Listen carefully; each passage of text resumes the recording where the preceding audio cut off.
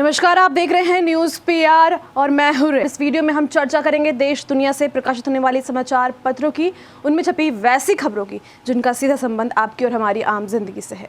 तो सबसे पहली खबर हमने हिंदुस्तान के राष्ट्रीय संस्करण से लिया है। इसमें लिखा है, कृषि कानूनों की वापसी पर संसद ने मुहर लगाई।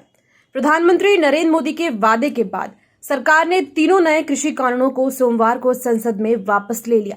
विपक्ष के हंगामे के बीच बिना किसी बहस के लोकसभा और राज्यसभा ने कानून वापसी से जुड़े कृषि कानून निरसन विधेयक 2021 पर मुहर लगा दी। राष्ट्रपति की मंजूरी मिलते ही तीनों कानून रद्द हो जाएंगे। ओमिक्रॉन की जद में आ सकते हैं, डेल्टा से बचे लोग। कोरोना के नए ओमिक्रॉन का खतरा सिर पर मंडराने लगा है, मगर विशेषज्ञों का मानना है कि अल्फा और डेल्टा रूप से संक्रमित हो चुके लोगों को ओमिक्रॉन का खतरा नहीं होना चाहिए। इनसे बचे लोग ही वायरस के नए रूप के प्रति ज्यादा संवेदनशील होंगे। वर्धमान महावीर मेडिकल कॉलेज के कम्युनिटी मेडिसिन विभाग के निदेशक डॉक्टर जुगल किशोर ने कहा कि सावधानी जरूरी है, क्योंकि बीमारी पहले से देश में मौजूद है, पर भयभीत होने की वजह नहीं है। उनके मुताबिक नए खतरे की जद में देश की करीब 20% वह आबादी होगी जिसमें अब तक कोरोना के खिलाफ प्रतिरोधकता नहीं आई है। देश में हुए विभिन्न सीरो सर्वे यह संकेत देते हैं कि करीब 80% या इससे अधिक आबादी में कोरोना एंटीबॉडीज मौजूद हैं। भारतवंशी पराग अग्रवाल ट्विटर के सीईओ बने। भारतवंशी और आईआईटी बॉम्बे के छात्र रहे पराग अग्रवाल ट्विटर के मुख्य कार्यकारी अधिकारी यानी कि सीईओ बनाए गए। पराग मौजूदा सीईओ जैक डोर्सी के स्थान पर नियुक्त किए गए हैं, क्योंकि डोर्सी ने सोमवार को अपना पद छोड़ने की घोषणा कर दी थी। अभी पराग कंपनी के मुख्य प्रौद्योगिकी अधिकारी थे। ट्विटर इंक ने सोमवार को बताया कि निदेशक मंडल ने सर्वसम्मति से पराग को सीईओ और बोर्ड के सदस्य के रूप में नियुक्त किया है। हालांकि पद छोड़ने के बाद भी डोर्सी 2022 तक बोर्ड में अपना कार्यकाल समाप्त होने तक बने रहेंगे। डोर्सी ने पद छोड़ने की घोषणा करते हुए कहा कि पिछले 10 वर्षों में पराग का काम परिवर्तनकारी रहा है। यह उनका नेतृत्व करने का समय है।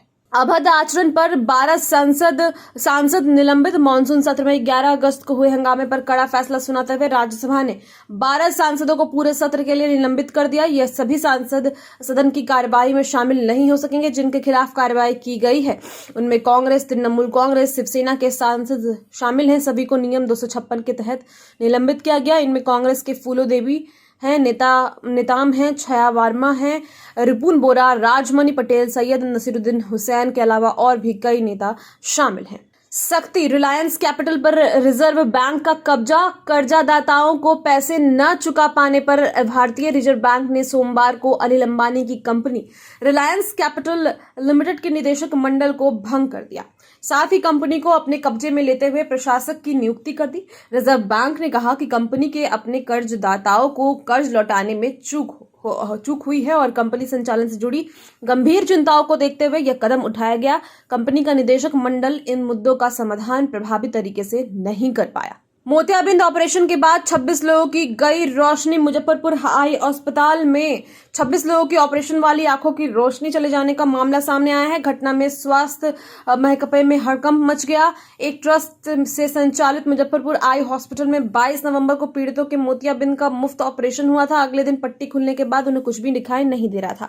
सोमवार को सिविल सर्जन तक शिकायत पहुंची तो मामला उजागर हुआ। गंभीर संक्रमण के शिकार 15 मरीजों को पटना भेजा गया है। बिहार में एयरपोर्ट पर सख्ती से ही होगी कोरोना जांच। कोरोना के नए वेरिएंट ओमिक्रॉन से बचाव को लेकर राज्य के सभी एयरपोर्ट, बस स्टैंड व रेलवे स्टेशन पर सख्ती से कोरोना जांच की जाएगी। इसके साथ ही इन स्थानों पर कोरोना टीकाकरण का कार्य भी संचालित किया जाएगा। बिहार के मुख्य सचिव त्रिपुरारी शरण की अध्यक्षता में सोमवार को सभी जिलों के डीएम, सिविल सर्जन व सभी मेडिकल कॉलेज अस्पतालों के प्राचार्य एवं अधीक्षकों के साथ वीडियो कॉन्फ्रेंसिंग के माध्यम से बैठक हुई। इस बैठक में जिलों को कोरोना जांच व टीकाकरण को सख्ती से क्रियान्वित करने का निर्देश दिया गया। इसके पूर्व मुख्य सचिव की अध्यक्षता में क्राइसिस मैनेजमेंट ग्रुप की बैठक आयोजित की गई। एनडीए विधायकों का संकल्प, शराबबंदी को सफल बनाएंगे। एनडीए विधायक दल की बैठक में शराबबंदी को सफल बनाने का संकल्प सभी ने लिया। विधानसभा के सेंट्रल हॉल में सोमवार को हुई एनडीए विधानमंडल की बैठक में सभी मंत्रियों, विधायकों और विधान पार्षदों ने दोनों हाथों को उठाकर अपने संकल्प को दोहराया। विश्वविद्यालयों के खर्च का होगा लेखा जोखा। राज्य के विश्वविद्यालयों में वित्तीय गड़बड़ियों की कई शिकायतें सामने आने के बाद राज्य सरकार ने परंपरागत विश्वविद्यालय की नकेल कसनी शुरू कर दी।